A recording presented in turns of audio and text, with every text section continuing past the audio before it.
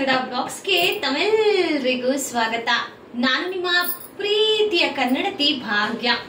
Friends, ಎಲ್ಲರಿಗೂ ವರಮಹಾಲಕ್ಷ್ಮಿ ಹಬ್ಬದ ಹಾರ್ದಿಕ ಶುಭಾಶಯಗಳು. ಸೊ ಆ ವರಮಹಾಲಕ್ಷ್ಮಿ ನಿಮ್ಮೆಲ್ಲರಿಗೂ ಸುಖ, ಶಾಂತಿ, ನೆಮ್ಮದಿ ಕೊಟ್ಟು ಕಾಪಾಡಲಿ ಅಂತ ಹೇಳಿ ಮನಸ್ಪೂರ್ವಕವಾಗಿ ಕೋರ್ಕೋತಾ ಇವತ್ತಿನ ವರಮಹಾಲಕ್ಷ್ಮಿ ಹಬ್ಬದ ವಿಡಿಯೋನ ಶುರು ಮಾಡ್ತಾ ಇದೀನಿ. ಸೊ ದಯವಿಟ್ಟು ಯಾರಾದ್ರೂ ಹೊಸದಾಗಿ ನೋಡ್ತಾ ಇದ್ರೆ ಚಾನಲ್ ಸಬ್ಸ್ಕ್ರೈಬ್ ಮಾಡ್ಕೊಳ್ಳಿ. ಹಾಗೆ ನಿಮ್ಮ ಅನಿಸಿಕೆ ಅಭಿಪ್ರಾಯಗಳನ್ನ ಕಮೆಂಟ್ ಮಾಡಿ ವಿತಿನ್ 2 hours ಅಲ್ಲಿ. ಸೊ ಅದು ಪಾಯಿಂಟ್ ಇಟ್ಕೊಳ್ಳಿ. ವಿಡಿಯೋ ಒಂದು ಲೈಕ್ ಮಾಡಿ, ಹಾಗೆ ನಿಮ್ಮ ಫ್ರೆಂಡ್ಸ್ ಅಂಡ್ ಫ್ಯಾಮಿಲಿಗೂ ಶೇರ್ ಮಾಡಿ ಅಂತ ಹೇಳ್ತಾ ಇವತ್ತಿನ ವಂಡರ್ಫುಲ್ ವಿಡಿಯೋನ ಶುರು ಮಾಡ್ತಾ ಇದೀನಿ. ಸೊ ಎಲ್ಲೂ ಸ್ಕಿಪ್ ಮಾಡದೆ ಕೊನೆವರೆಗೂ ವಿಡಿಯೋನ ನೋಡಿ ಅಂತಾನು ಸಹ ಹೇಳ್ಕೊತಾ ಇದೀನಿ. ವೆಲ್ಕಮ್. ಸೊ ಬೆಳಗ್ಗೆ ಎದ್ದ ತಕ್ಷಣವೇ ಫ್ರೆಶ್ ಅಪ್ ಆಗಿ ರಾತ್ರಿನೇ ಮನೆ ಕಸ ಗುಡಿಸಿ ಎಲ್ಲ ಒರೆಸಿ ಮಾಡ್ಕೊಳ್ಳೋಷ್ಟೊತ್ತಿಗೆ ಆಲ್ಮೋಸ್ಟ್ ಒಂದು 10:30 ಆಗೋಗಿತ್ತು. ಸೊ ಯಾಕೋ ಗೊತ್ತಿಲ್ಲ, ಕಂಟಿನ್ಯೂಸ್ ಆಗಿಂದ ಕೆಲಸ ಮಾಡ್ತಾ ಇರೋದಕ್ಕೋ ಏನೋ ಬ್ಯಾಕ್ ಪೇನ್ ತುಂಬಾ ಬರ್ತಾಯಿತ್ತು. ಅದಕ್ಕೆ ಬೆಳಗ್ಗೆ 5:30 ಒಳಗಡೆ ಪೂಜೆ ಮಾಡಬೇಕಿತ್ತಲ್ಲ, ಅದಕ್ಕೆ ಬೆಳಗ್ಗೆನೇ ಎದ್ದು ಕಲಶ ಸ್ಥಾಪನೆ ಮಾಡೋಣ ಅಂತ ಹೇಳಿ ಮಾಡ್ತಾಯಿದ್ದೀನಿ. ಯಾವತ್ತೇ ಆಗಲಿ ನಾವು ಕಲಶ ಸ್ಥಾಪನೆ ಮಾಡಬೇಕಂದ್ರೆ ಈ ತೋರು ಬೆರಳು ಕೊನೆಯ ಬೆರಳನ್ನು ಬಿಟ್ಟು 3 ಬೆರಳನ್ನೇ ನಾವು ಕಲಶ ಪ್ರತಿಷ್ಠಾಪನೆ ಮಾಡಬೇಕಾಗತ್ತೆ. ಸೊ ತುಂಬ ಜನ ಡ್ರೈ ಫ್ರೂಟ್ಸು ಅದು ಏನೇನೋ ಹಾಕ್ತಾರೆ, ಬಟ್ ಏನೂ ಬೇಡ. ನಮಗೆ ಪುರೋಹಿತರು ಹೇಳಿರೋ ಪ್ರಕಾರ ಅರಿಶಿನ, ಕುಂಕುಮ, ನೀರಿಗೆ ಸ್ವಲ್ಪ ಅರಿಶಿನ, ಸ್ವಲ್ಪ ಕುಂಕುಮ, ಅಕ್ಷತೆ ಕಾಳು, ಒಂದು ಕೆಂಪು ಹೂವು, ಬಿಳಿದು ಹಾಕಬಾರ್ದು, ಕೆಂಪು ಹೂವು. ಅದಾದಮೇಲೆ ನಾವು ರೆಡಿ ಮಾಡಿ ಇಟ್ಕೊಂಡಿರೋ ತೆಂಗಿನಕಾಯಿನ ಇಟ್ಟು ಅದನ್ನು ಗೌರಿಯಾಗಿ ಅಥವಾ ವರಮಹಾಲಕ್ಷ್ಮಿಯಾಗಿ ನಾವು ಯಾವ ಪೂಜೆಗೆ ಪ್ರತಿಷ್ಠಾಪನೆ ಮಾಡ್ತಾ ಇದ್ದೀವಿ ಅಂತ ಹೇಳಿ ಆ ತಾಯಿಯ ಅಷ್ಟೋತ್ತರವನ್ನು ಜಪಿಸ್ತಾನೆ ನಾವು ಕಲಶ ಪ್ರತಿಷ್ಠಾಪನೆ ಅನ್ನೋದು ಮಾಡಬೇಕಾಗತ್ತೆ. ಸೊ ಮುಖ್ಯ ಅಂದರೆ ವಿಳೆದೆಲೆಗಿಂತ ಮಾವಿನೆಲೆ ಇಟ್ಟು ನೀವು ಕಲಶ ಪ್ರತಿಷ್ಠಾಪನೆ ಮಾಡಿದ್ರೆ ತುಂಬಾ ಒಳ್ಳೆಯದು. ನಾರ್ಮಲಾಗಿ ನಾವು ಮನೆಯಲ್ಲಿ ಹೇಗೆ ಕಲಶ ಪ್ರತಿಷ್ಠಾಪನೆ ಮಾಡ್ತೀವೋ ಮನೆ ದೇವರಿಗೆ ಸೇಮ್ ಅದೇ ಥರನೇ ಇವತ್ತೂ ಸಹ ಕಲಶ ಸ್ಥಾಪನೆ ಮಾಡಬೇಕಾಗತ್ತೆ. ಸೊ ಆಲ್ಮೋಸ್ಟ್ ಎಲ್ರಿಗೂ ವರಮಹಾಲಕ್ಷ್ಮಿ ಹಬ್ಬ ಕಂಪ್ಲೀಟ್ ಆದಮೇಲೆ ಈ ವಿಡಿಯೋ ಬರ್ತಾ ಇರುತ್ತೆ. ತುಂಬ ಜನ ಈ ಒಂದು ವಿಡಿಯೋಗೆ ವೆಯ್ಟ್ ಮಾಡ್ತಾ ಇರ್ತೀರ ಅಂದ್ಕೊಂಡಿದ್ದೀನಿ.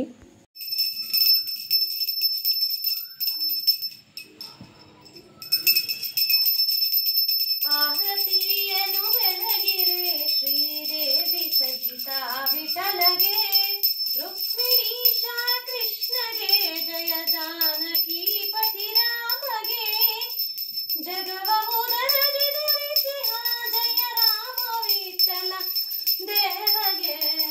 ಆರತಿಯನ್ನು ಬೆಳಗಿರೆ ಶ್ರೀದೇವಿ ಸಹಿತ ವಿಠಲಗೆ, ರುಕ್ಮಿಣೀಶ ಕೃಷ್ಣಗೆ, ಜಯ ಜಾನಕಿ ಪತಿ ರಾಮಗೆ. ಭಾಗ್ಯದ ಲಕ್ಷ್ಮೀ ವರಮ್ಮ ನಮ್ಮಮ್ಮ ಸೌಭಾಗ್ಯದ ಲಕ್ಷ್ಮೀ.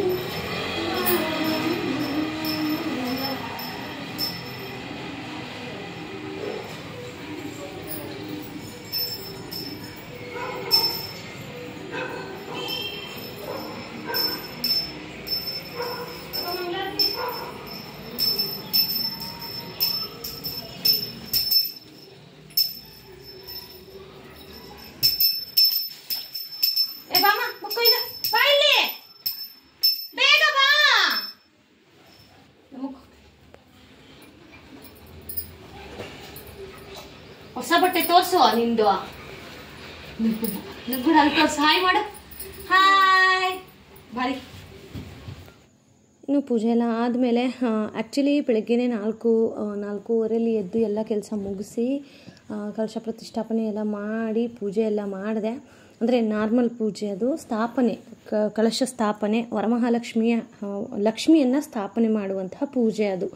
ಸೊ ಅದಾದಮೇಲೆ ಇವತ್ತು 12 ಗಂಟೆಗೆ ಹುಣ್ಣಿಮೆ ಇರೋದ್ರಿಂದ ನಾವು ಬೇಗನೆ ಪೂಜೆ ಮಾಡಿ 12 ಗಂಟೆ ಒಳಗಡೆ ಮಹಾಲಕ್ಷ್ಮಿಯನ್ನು ಜಸ್ಟ್ ಕದಲಿಸ್ಬೇಕಾಗತ್ತೆ. ಅಂದರೆ ತೆಗೆಯೋದು ಬೇಡ, ಜಸ್ಟ್ ಕದಲಿಸಿ ಇಡಬೇಕಾಗತ್ತೆ. ಅಲ್ಲಿಗೆ ನಮ್ಮ ವರಮಹಾಲಕ್ಷ್ಮಿ ವ್ರತ ನಿರ್ವಿಘ್ನವಾಗಿ ಕಂಪ್ಲೀಟ್ ಆಗಿದೆ ಅನ್ನೋ ಥರ. ಸೊ ಹೇಗೆ ಬೆಳಗ್ಗೆ ಮಾಡಿದ್ದೀನಿ ಅಂತ ಹೇಳಿದರೆ, ಬೆಳಗ್ಗೆ ಬೇಗನೆ ಎದ್ದು ಫಸ್ಟಿಗೆ ಕಲಶ ಸ್ಥಾಪನೆ ಮಾಡಿ ಪೂಜೆ ಎಲ್ಲ ಮಾಡಿ ಒಬ್ಬಳೇ, ಪಾಪ ಆ ಟೈಮ್ಗೆ ಇವರಿಬ್ಬರನ್ನೂ ಎಬ್ಬರಿಸೋಕ್ಕಾಗೋದಿಲ್ಲಲ್ಲ. ಸೊ ನಾನು ಒಬ್ಬಳೇನೆ ಅಷ್ಟೋತ್ತರ ಆಗಿರಬಹುದು, ಗಾಯತ್ರಿ ಮಹಾಮಂತ್ರ ಆಗಿರ್ಬೋದು, ಎಲ್ಲವನ್ನು ಪಠನೆ ಮಾಡಿ ಸ್ಥಾಪನೆ ಮಾಡಿ ಅದಾದಮೇಲೆ ಇವರಿಬ್ಬರಿಗೂ ನೀರು ಕಾಯಿಸಿ ಪರಿಗೆ ನಾನು ಸ್ನಾನ ಮಾಡಿಸಿ ಅವರು ರೆಡಿಯಾಗಿ ಅವ್ರು ಬರೋಷ್ಟೊತ್ತಿಗೆ ನಾನು ಟಿಫನ್ ಎಲ್ಲ ಮಾಡಿ ಅದಾದಮೇಲೆ ಈಗ ಟೈಮು 10:30 ಆಗಿದೆ. ಈಗ ನಾನು ಮಹಾಮಂಗಳಾರತಿಯನ್ನು ಮಾಡ್ತಾಯಿದ್ದೀನಿ. ಈಗ ಪೂಜೆ ಮಾಡಿ ಒಂದು 2 hours ಗ್ಯಾಪ್ ಬಿಟ್ಟು 12 ಒಳಗಡೆ ನಾನು ಕಳಶವನ್ನು ಕದಲಿಸ್ತೀನಿ. ಕಳಶ ಕದಲಿಸೋದು ಅಂದರೆ ತೆಂಗಿನಕಾಯಿ ಏನು ನಾವು ಇಟ್ಟಿರ್ತೀವಲ್ಲ ಅದನ್ನು 3 ಸಲ ಹೀಗೆ ಮೇಲೆ ಕೆತ್ತು ಕೆಳಗಡೆ ಇಡಬೇಕು, ಮೇಲೆ ಕೆತ್ತೋದು ಕೆಳಗಡೆ ಇಡಬೇಕು, ಈ ಥರ. ಸೊ ಲಾಸ್ಟ್ ಇಯರ್ ನಾನು 3 ವರ್ಷ ವರಮಹಾಲಕ್ಷ್ಮಿಯನ್ನು ಸೀರೆ ಎಲ್ಲ ಉಡಿಸಿ ಕೂರಿಸ್ತಾ ಇದ್ದೆ. ಅದಕ್ಕೊಂದು ದೊಡ್ಡ ಕಥೆನೇ ಇದೆ, ಅದನ್ನು ನಾನು ನಿಮಗೆ ನೆಕ್ಸ್ಟ್ ವಿಡಿಯೋದಲ್ಲಿ ಅಪ್ಲೋಡ್ ಮಾಡ್ತೀನಿ. ಸೊ ಈಗ ವ್ರತ ಕಂಪ್ಲೀಟ್ ಆಗಿರೋದ್ರಿಂದ ಕಂಕಣ ಕಟ್ಕೋತಾ ಇದ್ದೀವಿ. ಕಂಕಣ ಕಟ್ಕೊಂಡ್ರೆ ಅಲ್ಲಿಗೆ ಹಬ್ಬ ಆಲ್ಮೋಸ್ಟ್ ಮುಗಿತಾ ಬಂತು ಅನ್ನೋ ಲೆಕ್ಕ. ಆಮೇಲೆ ತುಂಬ ಜನ ಕೇಳ್ತಾಯಿದ್ರಿ, ನಿನ್ನೆ ವರಮಹಾಲಕ್ಷ್ಮಿ ವಿಶಸ್ ಮಾಡಿದಾಗ ಅಕ್ಕ ನೀವು ಪ್ರೆಗ್ನೆಂಟಾ ಅಂತ ತುಂಬ ಜನ ಕಮೆಂಟ್ ಮಾಡಿ ಕೇಳ್ತಾಯಿದ್ರು. ಸೊ ನಾನೇನಾದರೂ ಪ್ರೆಗ್ನೆಂಟ್ ಆದರೆ ಗುಡ್ ನ್ಯೂಸ್ನ ಫಸ್ಟಿಗೆ ನಿಮ್ಮ ಹತ್ರನೇ ಶೇರ್ ಮಾಡ್ತೀವಲ್ಲ, ಆದರೆ ನಮಗೆ ಅಟ್ ಪ್ರೆಸೆಂಟ್ ಈಗ ಆ ಥರ ಪ್ಲ್ಯಾನಿಂಗ್ ಏನೂ ಇಲ್ಲ. ಸೊ ಪ್ರೆಗ್ನೆಂಟ್ ಅಂತ ಏನೂ ಇಲ್ಲ. ಯೂಶ್ವಲಿ ನಾವು C-ಸೆಕ್ಷನ್ ಮಾಡಿಸ್ಕೊಂಡಾಗ ಅದು ಏನಂತೀವಿ, ಹೊಟ್ಟೆ ಕರಗೋಕ್ಕಾಗಲ್ಲ C-ಸೆಕ್ಷನ್ ಆದಾಗ. ನಾವೇನಂದರೆ ನಾನು ಡಯಟ್ ಆ ಥರ ಇನ್ನೂ ಮಾಡ್ತಾಯಿಲ್ಲ.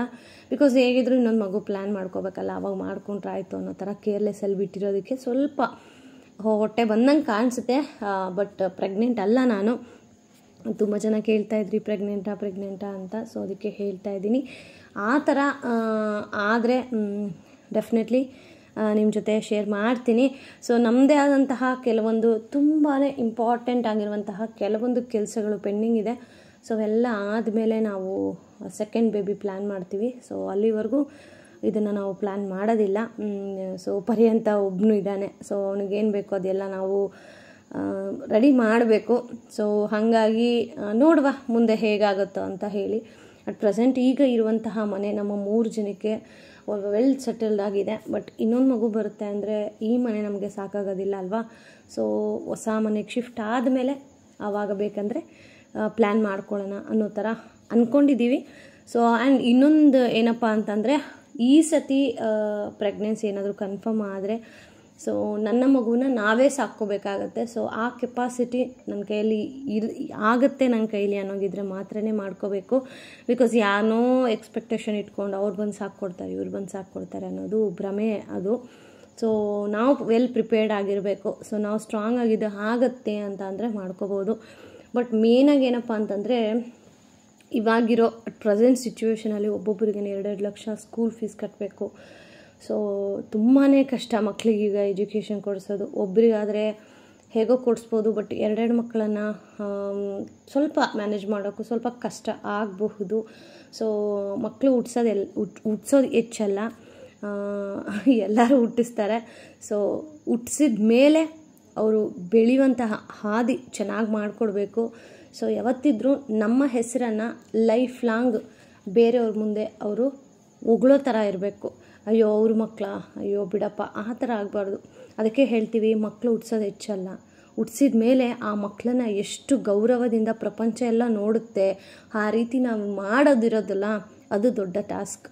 ಸೊ ನಾನಂತೂ ಆ ವಿಚಾರದಲ್ಲಿ ತುಂಬಾ ಪಾಸಿಟಿವ್ ಆಗಿ ಯೋಚನೆ ಮಾಡ್ತೀನಿ. 2 ಮಕ್ಕಳನ್ನ ಪಾಪ ಆ ಕಡೆ ಈ ಮಗುಗೂ ಮಾಡೋಕ್ಕಿರಲ್ಲ ಅವ್ರಿಗೆ, ಆ ಮಗುಗೂ ಮಾಡೋಕ್ಕಿರೋದಿಲ್ಲ.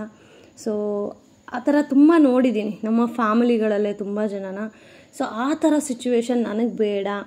ಸೊ ನಾವು ವೆಲ್ ಸೆಟಲ್ಡ್ ಆಗಿ ಆರಾಮಾಗಿ ಇದ್ದಾಗ ದೇವರ ದಯೆ ಇದ್ದರೆ ಸೊ ಮುಂದೆ ಡೆಫಿನೆಟ್ಲಿ ಶೇರ್ ಮಾಡ್ತೀನಿ. ಬಟ್ ಅಟ್ ಪ್ರೆಸೆಂಟ್ ಇವಾಗ ತುಂಬ ಜನ ಕೇಳ್ತಾ ಇದ್ದಿದ್ದ ಪ್ರಶ್ನೆಗೆ ಆನ್ಸರ್ ನೋ ಅಂತಲೇ ಹೇಳ್ತೀನಿ. ಸೊ ಈ ವಿಚಾರ ಹೇಳ್ಕೋಬೇಕಿತ್ತು, ಯಾಕಂದರೆ ನಾನು ಈ ವಿಡಿಯೋ ಹಾಕಿದ್ಮೇಲೆ ತುಂಬ ಜನ ಕಮೆಂಟ್ ಮಾಡ್ತಾಯಿದ್ರಲ್ವ, ಅದಕ್ಕೋಸ್ಕರ ಶೇರ್ ಮಾಡಿದ್ದೀನಿ.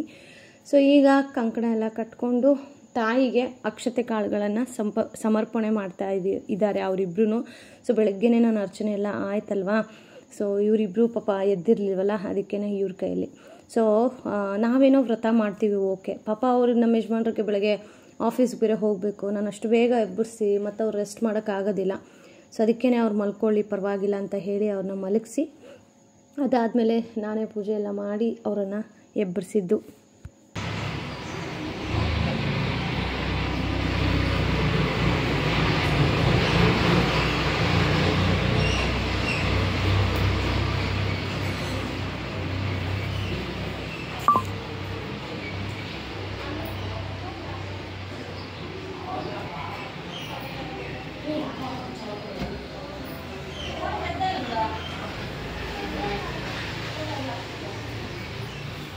ಆಮೇಲೆ ಬಟ್ಟೆ ಹಾಕೊಂಡೆ ಇಲ್ಲ ಅಂದ್ರೆ ತೆಗ್ಬಿಟ್ಟು ಚೆನ್ನಾಗಿದೆಯಂತೆ.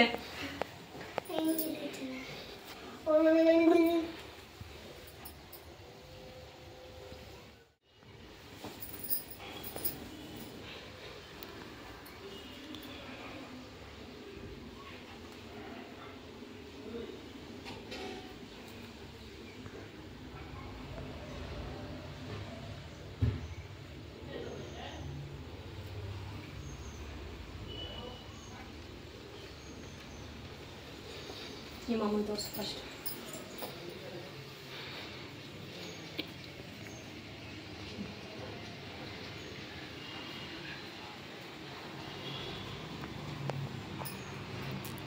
ನಗರ ಅಂತ ಇನ್ನು ನೀವಲ್ಲಿ ನೋಡ್ತಾ ಇದ್ದೀರಲ್ವ, ನೈವೇದ್ಯಕ್ಕೆ ನಾನು ಹೋಳಿಗೆ ಮಾಡಿರಲಿಲ್ಲ. ಯಾಕಂದರೆ ಅಕ್ಕ ನಾನು ಮಾಡ್ತೀನಿ ಹೋಳಿಗೆ, ಮಧ್ಯಾಹ್ನದ ಮೇಲೆ ನೈವೇದ್ಯಕ್ಕೆ ಇಡೋಣ ಅಂತ ಹೇಳಿ. ಮಧ್ಯಾಹ್ನದ ಮೇಲೆ ಮೀನ್ಸ್ ನಾವೇನು 12 ಗಂಟೆಗೆ ದೇವಿನ ಕದಲಿಸ್ತೀವಲ್ಲ ಅದಕ್ಕಿಂತ ಮುಂಚೆ. ಸೊ ಈಗ ಒಂದು 10:30ಗೆ ನಾನು ಇವ್ರನ್ನ ಎಬ್ಬಿಸಿಲ್ಲ, ಪೂಜೆ ಮಾಡಿದ 10:30ಗೆ. ಸೊ ಅಕ್ಕ ಒಂದು 11:30 ಆ ಟೈಮಲ್ಲಿ ಹೋಳಿಗೆ ತೊಗೊಂಬಂದು ಕೊಟ್ಟರು. ಸೊ ಅದನ್ನೇ ಇಟ್ಟು ನೈವೇದ್ಯಕ್ಕೆ ಪೂಜೆ ಮಾಡಿದೆ.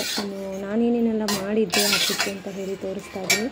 ಶಾವಿಗೆ ಪಾಯಸ ಮಾಡಿದ್ದೆ, ಆಮೇಲೆ ಟೊಮೊಟೊ ಬಾತ್ ಮಾಡಿದ್ದೆ, ಅದನ್ನು ನೈವೇದ್ಯಕ್ಕೆ ಇಟ್ಟಿದ್ದೀನಿ. ಸೊ ಈಗ ಆ ಪರ್ಯಂತ ಮಲಗಿದ್ದಾನೆ. ಸೊ ಫ್ಯಾನ್ ಸೌಂಡ್ ನಿಮಗೆ ಕೇಳಿಸ್ತಾ ಇರೋದು. ಆ ಸೌಂಡಲ್ಲಿ ನಾವೇನೇ ಕೆಲಸ ಮಾಡಿದರೂ ನನ್ನ ಮಗನಿಗೆ ಕೇಳಿಸೋದಿಲ್ಲ. ಸೊ ಆರಾಮಾಗಿ ಮಾಡ್ಕೋತಾನೆ. ಆಮೇಲೆ ನಮ್ಮ ಮನೇಲಿ ಇವಾಗ ಮಳೆ ಬಂದರೂ ಕರೆಂಟ್ ಇರುತ್ತಲ್ವ, ಸೊ ಹಾಗಾಗಿ ಭಯ ಇಲ್ಲ. ಎನಿ ಟೈಮ್ ಧೈರ್ಯವಾಗಿ ಆಚೆ ಎಲ್ಲಾದರೂ ಹೋಗ್ಬೋದು ಅಂದರೂ ಹೋಗ್ಬೋದು. ಸೊ ಫ್ಯಾನ್ ಒಂದಿದ್ದರೆ ನನ್ನ ಮಗ ತುಂಬ ಚೆನ್ನಾಗಿ ನಿದ್ದೆ ಮಾಡ್ತಾನೆ. ಸೊ ಆ ವಿಚಾರದಲ್ಲಿ ನೋ ಪ್ರಾಬ್ಲಮ್. ಸೊ ಇವತ್ತು ಈಸಿಯಾಗಿ ರಸಮನ್ನು ಸಹ ಶೇರ್ ಮಾಡ್ತಾಯಿದ್ದೀನಿ ಈ ರೀತಿ. ಯಾಕಂದರೆ ನೆಕ್ಸ್ಟು ಗೌರಿ ಗಣೇಶ ಹಬ್ಬ ಬರ್ತಾ ಇದೆ, ನಮಗೆ ಸಾಂಬಾರು ಮಾಡೋಷ್ಟು ಟೈಮ್ ಇರೋದಿಲ್ಲ. ಸೊ ಆವಾಗ ಈ ರೀತಿ ದಿಢೀರಂಥ ರಸಮನ್ನು ಮಾಡ್ಕೊಳ್ಳಿ, ಕ್ವಿಕ್ಕಾಗಿಯೂ ಆಗುತ್ತೆ. ಮತ್ತು ಎಷ್ಟೇ ಜನ ಮನೆಗೆ ಬಂದ್ರೂ ಅವರೆಲ್ಲರಿಗೂ ಒಂದೋ ಹಾಗೆ ರಸಮನ್ನು ಮಾಡ್ಕೊಬೋದಾಗುತ್ತೆ. ಫಸ್ಟಿಗೆ ನಿಮ್ಗೆ ಎಷ್ಟು ಬೇಕೋ ರಸಮ್ ಕ್ವಾಂಟಿಟಿ ಸ್ವಲ್ಪ ಜಾಸ್ತಿನೇ ನೀರನ್ನು ಹಾಕ್ಕೊಳ್ಳಿ. ನಾನಿಲ್ಲಿ 2 ಟೊಮೊಟೊಗಳನ್ನು ನೀಟಾಗಿ ಕೈಯಲ್ಲೇ ಕಿವುಚ್ಕೊತಾ ಇದ್ದೀನಿ. ಸೊ ಮಿಕ್ಸಿಗೆ ಹಾಕೋದು ಅವೆಲ್ಲ ಬೇಡ, ಕೈಯಲ್ಲೇ ಕಿವುಚಿದಷ್ಟು ಟೇಸ್ಟ್ ಚೆನ್ನಾಗಿರುತ್ತೆ. ಸೊ ಈಗ ನಾನಲ್ಲಿ ಟೊಮೊಟೊ ಮತ್ತು ಹುಣಸೆ ಹಣ್ಣಿನ ನೀರು ಎರಡನ್ನೂ ಚೆನ್ನಾಗಿ ಕುದಿಸ್ಬೇಕು, ಬಾಯ್ಲ್ ಮಾಡಬೇಕು. ಸೊ ಅದಾದಮೇಲೆ ಅದಕ್ಕೆ ಸ್ವಲ್ಪ ಉಪ್ಪು, ಅರಿಶಿಣ, ಸಾಂಬಾರು ಪುಡಿ ಅಥವಾ ರಸಮ್ ಪೌಡ್ರ್ ಇದೆ ಅದು ಹಾಕ್ಬಿಟ್ಟು ಅದನ್ನು ಸಹ ಕುದಿಸ್ಬೇಕು. ಮೀನ್ ವೈಲು ರಸಮ್ಗೆ ಒಗ್ಗರಣೆಗೆ ಹಾಕ್ಕೊಂಡು ಪೌಡರ್ ಮಾಡ್ಕೋಬೇಕು. ಸೊ ಅದಕ್ಕೆ 1 ಟೇಬಲ್ ಸ್ಪೂನ್ ಆಗೋಷ್ಟು ಜೀರಿಗೆ, ಅರ್ಧ ಟೇಬಲ್ ಸ್ಪೂನ್ ಆಗೋಷ್ಟು ಧನಿಯಾ, ಆಮೇಲೆ ಒಂದು 4ರಿಂದ 5 ಕಾಳು ಪೆಪ್ಪರು, ಆಮೇಲೆ ಒಣಮೆಣ್ಸಿನ್ಕಾಯಿ. ಖಾರ ಇದ್ದಷ್ಟು ರಸಮ್ ತುಂಬ ಚೆನ್ನಾಗಾಗತ್ತೆ. ಸೊ ಈ ಕಡೆ ರಸಮ್ ರೆಡಿ ಮಾಡ್ತಾಯಿದ್ರು ಮೀನ್ ವೈಲ್ ಒಂದು ಸೈಡು ಸೌತೆಕಾಯಿ ಹೆಚ್ಕೊಳ್ಳೋದು. ಹೆಸರುಬೇಳೆ ಬೆಳಗ್ಗೆನೇ ನೆನೆಸಿದ್ದೆ, ಯಾಕಂದರೆ ಸಾಯಂಕಾಲ ಆರತಿ ಅಂದರೆ ಎಲ್ಲರೂ ಬರ್ತಾರಲ್ವ ಕುಂಕುಮಕ್ಕೆ, ಅವರೆಲ್ಲ ಹೋದ್ಮೇಲೆ ಅವ್ರಿಗೆಲ್ಲ ಕೊಡೋಕ್ಕೆ ಅಂತ ಹೇಳಿನೇ ಹೆಸರುಬೇಳೆ ಮಾಡ್ತಾಯಿದ್ದೀನಿ. ಸೊ ಜಾಸ್ತಿ ಏನು ತೊಗೊಂಡೋಗಲ್ಲ, ಸುಮ್ಮನೆ ಟೇಸ್ಟ್ಗೆ ಒಂದು ಚೂರು ತಿಂದ್ಬಿಟ್ಟು ಹೋಗ್ತಾರಲ್ಲ, ಏನಾದರೂ ಒಂದು ಕೊಡಬೇಕು. ಸೊ ಹಾಗಾಗಿ ನಾನು ಹೆಸರುಬೇಳೆನೇ ವರ್ಷವೂ ಸ್ವಲ್ಪ ಪ್ರಸಾದ ರೂಪದಲ್ಲಿ ಕೊಡ್ತೀನಿ. ಆಮೇಲೆ ಸಾಯಂಕಾಲ ಆರತಿ ಟೈಮ್ಗೆ ನಾನು ನೈವೇದ್ಯವನ್ನು ಇಡ್ತೀನಿ. ಸೊ ಹಾಗಾಗಿ ಸಾಯಂಕಾಲಕ್ಕೆ ಹೆಸರುಬೇಳೆ ಇಟ್ಟು ಪೂಜೆ ಮಾಡೋಣ ಆರತಿ ಮಾಡೋಕ್ಕೆ ಅಂತ ಹೇಳಿ ಹೆಸರುಬೇಳೆಗೂ ಸಹ ಇಲ್ಲಿ ರೆಡಿ ಮಾಡಿದ್ದೀನಿ. ಸೊ ಈಗ ಅದನ್ನು ಸ್ವಲ್ಪ ತರಿಯಾಗಿ, ಜಾಸ್ತಿ ತರಿನೂ ಬೇಡ, ಜಾಸ್ತಿ ನುಣ್ಣಗೂ ಬೇಡ, ಮೀಡಿಯಮಾಗಿ ಅದನ್ನು ರುಬ್ಕೋಬೇಕು. ಸೊ ರುಬ್ಕೊಂಡು ಅದನ್ನು ಕಾಯಕ್ಕೆ ಹಾಕಬೇಕು, ಅದು ತೋರಿಸ್ತೀನಿ. ಸೊ ಈಗ ಇಲ್ಲಿ ಹೆಸರುಬೇಳೆ ಮತ್ತು ಸೌತೆಕಾಯಿನ ಕೋಸಂಬರಿ ಮಾಡಿ ತೆಗೆದಿಟ್ಬಿಡೋಣ. ಉಪ್ಪು ಮಾತ್ರ ನಾನು ಹಾಕೋದಿಲ್ಲ. ಸೊ ಇನ್ನೇನು ಮುತ್ತೈದೆಯರು ಬರ್ತಾರೆ ಅನ್ನೋ ಟೈಮ್ಗೆ ಸ್ವಲ್ಪ ಉಪ್ಪನ್ನು ಹಾಕಿ ದೇವರಿಗೆ ಫಸ್ಟ್ ನೈವೇದ್ಯ ಇಟ್ಟು ಪೂಜೆ ಮಾಡಿ ಅದಾದಮೇಲೆ ಬಂದವ್ರಿಗೆ ಸ್ವಲ್ಪ ಕೊಟ್ಟು ಕಳಿಸೋದು. ಸೊ ನಾನು ಎಲ್ಲ ರೆಸಿಪಿಗಳನ್ನು ಆದಷ್ಟು ಕ್ವಿಕ್ಕಾಗಿ ಈಸಿಯಾಗಿ ಮಾಡೋಕ್ಕೆ ಟ್ರೈ ಮಾಡ್ತೀನಿ. ಬಿಕಾಸ್ ಬೆಳಗ್ಗೆಯಿಂದ ತುಂಬ ಟಯರ್ಡ್ ಆಗಿರ್ತೀವಿ ನಾವು ಹಬ್ಬ ಅಂತ ಅಂದಾಗ. ಎಷ್ಟು ಬೇಗ ಆಗುತ್ತೋ ಅಷ್ಟು ಬೇಗ ಅಡುಗೆಗಳನ್ನು ಮುಗಿಸ್ಕೊಂಡು ಹೋಗಿ ರೆಸ್ಟ್ ಮಾಡ್ಬೋದು, ಅಥವಾ ನೆಂಟರು ಬರ್ತಾರೆ ಅವ್ರ ಜೊತೆ ಕೂತು ಮಾತಾಡ್ಬೋದು. ಸೊ ಈ ಕಾರಣಕ್ಕೆ ನಾನು ಆದಷ್ಟು ಈಸಿಯಾಗಿರುವಂತಹ ರೆಸಿಪಿಗಳನ್ನು ಶೇರ್ ಮಾಡ್ತಾ ಇರ್ತೀನಿ. ಸೊ ಹೆಸರುಬೇಳೆನೂ ಅಷ್ಟೇ ನೋಡಿ ಎಷ್ಟು ಕ್ವಿಕ್ಕಾಗಿ ರೆಡಿ ಆಗೋಯ್ತು. ಸೊ ಇದಕ್ಕೆ ಒಂದು ಒಗ್ಗರಣೆನೂ ಸಹ ಕೊಟ್ಬಿಡಬೇಕು. ಸೊ ಒಗ್ಗರಣೆಗೆ ಸ್ವಲ್ಪ ಸಾಸಿವೆ, ಕರಿಬೇವಿನ ಸೊಪ್ಪು, ಅಷ್ಟೇನೆ ಇಂಗು ಹಾಕಿದ್ರೂ ಚೆನ್ನಾಗಿರುತ್ತೆ. ಬಟ್ ರಸಮ್ಗೆ ಇಂಗು ಹಾಕೋದ್ರಿಂದ ಹೆಸರುಬೇಳೆಗೇನೂ ಬೇಕಾಗೋದಿಲ್ಲ. ನಾರ್ಮಲಾಗಿ ನಾವು ಒಗ್ಗರಣೆ ಕೊಡ್ತೀವಲ್ಲ, ಸಾಸಿವೆ, ಸ್ವಲ್ಪ ಕರಿಬೇವಿನ ಸೊಪ್ಪು, ನಿಮಗೆ ಬೇಕು ಖಾರ ಅಂದರೆ ಹಸಿಮೆಣ್ಸಿನ್ಕಾಯಿ ಸಹ ಹಾಕ್ಕೋಬೋದು. ನಮ್ಮ ಮನೇಲಿ ನನ್ನ ಮಗನೂ ತಿನ್ನೋದ್ರಿಂದ ಹಸಿಮೆಣ್ಸಿನ್ಕಾಯಿ ಹಾಕಿದ್ರೆ ಒಂದು ಸತಿ ಅದೇನಾದರೂ ಬಾಯಿಗೆ ಸಿಕ್ಬಿಟ್ರೆ ಇನ್ನೊಂದು ಸತಿ ಅವನು ಹೆಸರುಬೇಳೆ ತಿನ್ನೋದೇ ಇಲ್ಲ. ಹಾಗಾಗಿ ನಾನು ಹಾಕಿಲ್ಲ. ನಿಮಗೆ ಬೇಕು ಅಂದರೆ ನೀವು ಶೇರ್ ಹಾಕ್ಕೋಬೋದು. ಸೊ ಇನ್ನು ಮೀನ್ವೈಲ್ ಈ ಕಡೆ ಬೋಂಡನೂ ಸಹ ರೆಡಿ ಮಾಡಿ ಇಟ್ಟಿದ್ದೀನಿ. ರಸಮ್ಮು, ಬೋಂಡ, ಹೆಸರುಬೇಳೆ ಎಷ್ಟು ಕಾಂಬಿನೇಷನ್ ಚೆನ್ನಾಗಿರುತ್ತೆ ಅಲ್ವಾ, ಅದ್ರ ಜೊತೆಗೆ ವೈಟ್ ರೈಸು. ಸೊ ಈಗ ರಸಮ್ನ ಚೆನ್ನಾಗಿ ಕುದಿಸಿದ್ದಾಯಿತು. ನಾವು ಹಾಕಿರೋ ನೀರಲ್ಲಿ 1 ಲೋಟ ಆಗೋಷ್ಟು ಸ್ವಲ್ಪ ಕಡಿಮೆ ಆಗಬೇಕು, ಅಲ್ಲಿವರೆಗೂ ಕುದಿಸ್ಕೋಬೇಕು.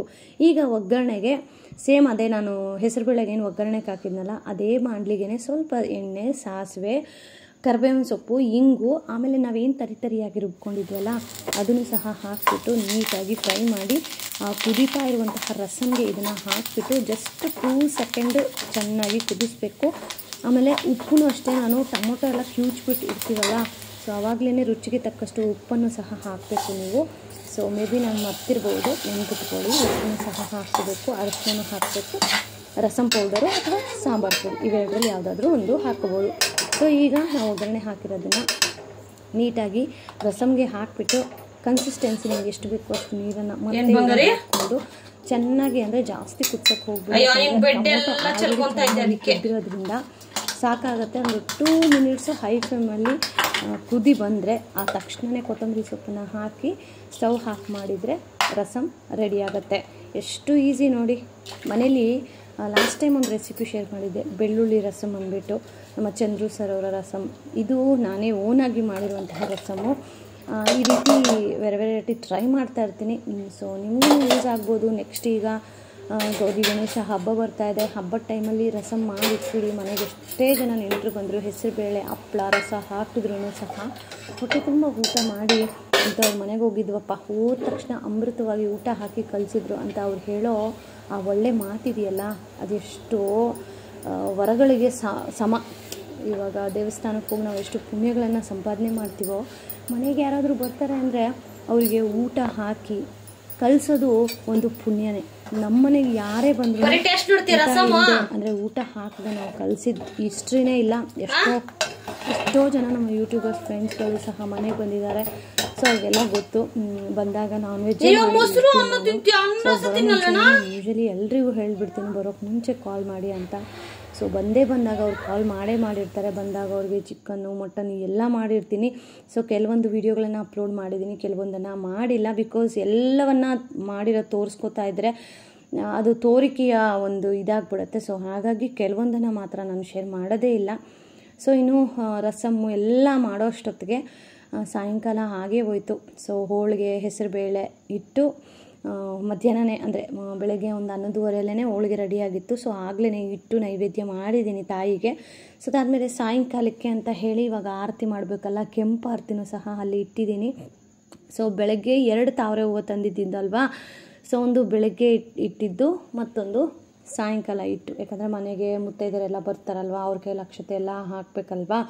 ಸೊ ಹಾಗಾಗಿ ಸಿಂಪಲ್ಲಾಗಿ ಯಾಕೆ ನಾನು ಇಷ್ಟು ಸಿಂಪಲ್ಲಾಗಿ ಮಾಡಿದ್ದೀನಿ ವರಮಹಾಲಕ್ಷ್ಮಿ ಹಬ್ಬವನ್ನು ಅಂತ ಹೇಳಿ ನಿಮಗೆ ನೆಕ್ಸ್ಟ್ ವಿಡಿಯೋದಲ್ಲಿ ಅಪ್ಲೋಡ್ ಮಾಡ್ತೀನಿ. So weight ಮಾಡ್ತಾಯಿರಿ.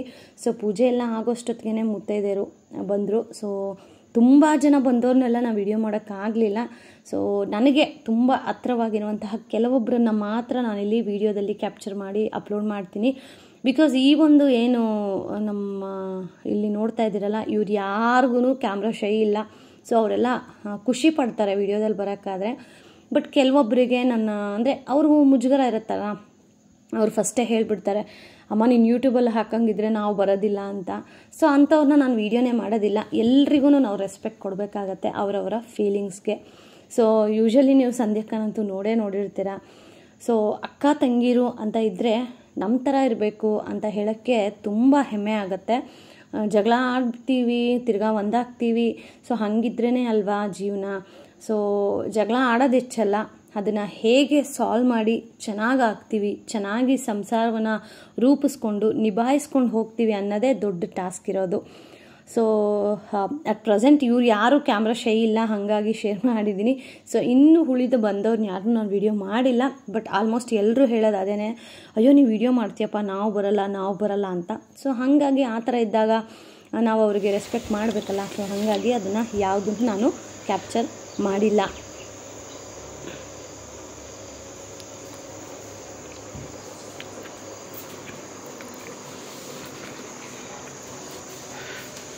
ಇವತ್ತು ವರಲಕ್ಷ್ಮಿ ಹಬ್ಬ. ನಮ್ಮ ಮಿಸಸ್ ಏನೋ ಸ್ಪೆಷಲ್ ಮಾಡ್ತಾ ಇದ್ದಾರೆ. ಅದೇನಂತ ನೋಡಬೇಕು. ಸ್ಪೆಷಲ್ ಇರಬೇಕು ಹಬ್ಬದ ದಿವಸ. ಬಿಸಿ ಇವತ್ತು ನೀನು ಆಫೀಸ್ಗೆ ಹೋಗಿದ್ದಲ್ಲ, ಅದೇ ಬೇಜಾರು. ಬಿಸಿ ಬಿಸಿ ಬೋಂಡ. ವರಲಕ್ಷ್ಮಿ ಹಬ್ಬದ ದಿವಸ ಹೆಣ್ಮಕ್ಳಿಗೆ ಕೆಲಸ ಇರುತ್ತೆ, ಗಂಡು ಮಕ್ಳಿಗೆ ಏನು ಕೆಲಸ ಇರುತ್ತೆ ಕೇಳಿದ್ರೆ ಅವ್ರು ಹೇಳೋ ಆನ್ಸರ್ಗೆ ನಾವು ಆನ್ಸರ್ ಮಾಡೋಕ್ಕಾಗಲ್ಲ, ಕ್ವಶನ್ಗೆ ಆನ್ಸರ್ ಮಾಡೋಕ್ಕಾಗಲ್ಲ. ಅದಕ್ಕೋಸ್ಕರ ವರಲಕ್ಷ್ಮಿ ದಿವಸ ಹೆಣ್ಮಕ್ಳು ಮಾತ್ರ ಇರಬೇಕು ಹಬ್ಬ ಮಾಡೋಕ್ಕೆ. ಬಿಸಿ ಬಿಸಿ ಬೋಂಡ ಹಾಕ್ತಾಯಿದ್ದಾರೆ. ಅದರಲ್ಲಿ ಅದ್ರ ಪಕ್ಕದಲ್ಲಿ ಬಿಸಿ ಬಿಸಿ ಟೀ. ಬರೋಷ್ಟಕ್ಕೆ ಟೀ ರೆಡಿಯಾಗಿದೆ, ಈ ಕಡೆ ಬೋಂಡ ರೆಡಿಯಾಗಿದೆ. ಆಲ್ರೆಡಿ ಬ್ಯಾಚ್ ರೆಡಿಯಾಗಿದೆ, ತೋರಿಸಿರ್ಲಿ. ಆಲ್ರೆಡಿ ಒಂದು ಬ್ಯಾಚ್ ರೆಡಿಯಾಗಿದೆ. ಹೆಂಗಿದೆ ಹಂಗೆ ಟೇಸ್ಟ್ ನೋಡು. ಗರಂ ಗರಂ ಬೋಂಡ ಆಲ್ರೆಡಿ ಟೇಸ್ಟ್ ನೋಡಿದ್ದಾಯಿತು, ತಿಂದಿದ್ದಾಯಿತು. ಚೆನ್ನಾಗಿ ಸೂಪರಾಗಿದೆ. ಚೆನ್ನಾಗಿದೆಯಾ? ಸೂಪರಾಗಿದೆ, ಸೂಪರಾಗಿದೆ. ಉಪ್ಪು ಖಾರ ಎಲ್ಲ ಕರೆಕ್ಟಾಗಿ ಮ್ಯಾಚ್ ಆಗಿದೆ.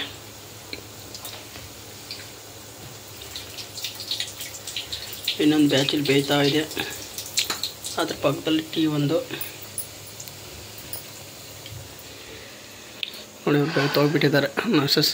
ಆ ಬೋಂಡಾಗ್ಲು ಹಾಕಿ ಅಲ್ಲ, ಹಬ್ಬ ಬಂದರೆ ಮನೆ ಕ್ಲೀನ್ ಮಾಡಬೇಕು, ಈ ಕೆಲಸಗಳ ಮಧ್ಯೆ ಅಡುಗೆ ಮಾಡಬೇಕು, ಈ ಕೆಲಸಗಳು ಬೇರೆ. ಸೊ ಬೆಳಗ್ಗೆನೇ ಟೊಮೆಟೊ ಬಾತ್ ಮಾಡಿದ್ನಾ, ಪಾಯಸ ಮಾಡಿದ್ದೆ. ಸೊ ಆಮೇಲೆ ಮಧ್ಯಾಹ್ನಕ್ಕೆ ಅಂತ ಹೇಳಿ ಮಧ್ಯಾಹ್ನ ಇವ್ರು ಆಫೀಸ್ಗೆ ಹೋಗಿದ್ರಲ್ಲ, ಸರಿ ಟೊಮೆಟೊ ಬಾತ್ ಇದೆ ನಾವೇ ತಿನ್ಕೊಂಡ್ವಿ. ಸೊ ಇವಾಗ ರಸಮ್ ಆಲ್ರೆಡಿ ರೆಡಿ ಆಗಿದೆ ನೋಡಿ. ಇವತ್ತು ಸ್ಪೆಷಲ್ ಆಗಿರೋ ರಸ ಇದು. ಇದ್ರ ರೆಸಿಪಿ ಶೇರ್ ಮಾಡಿದ್ದೀನಿ, ಆಲ್ರೆಡಿ ಶೇರ್ ಮಾಡಿದ್ದೀನಿ. ಸೊ ಆಮೇಲೆ ಇಲ್ಲಿ ಹೆಸರುಬೇಳೆ.